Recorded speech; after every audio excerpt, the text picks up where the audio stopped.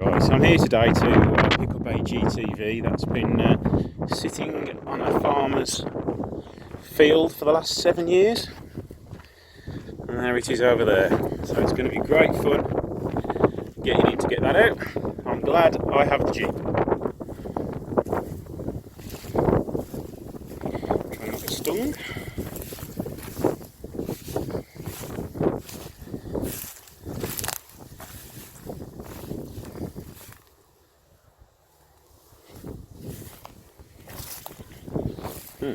Stingers, yay!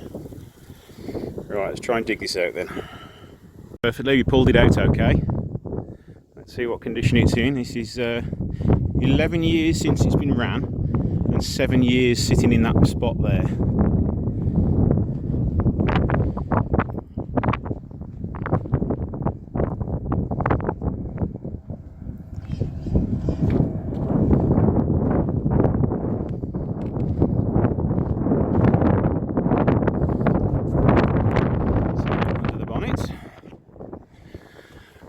Already pulled it.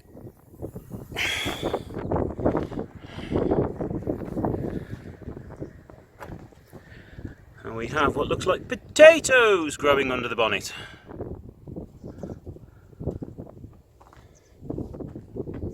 Alright, now let's check the interior, the bit I'm least looking forward to looking at.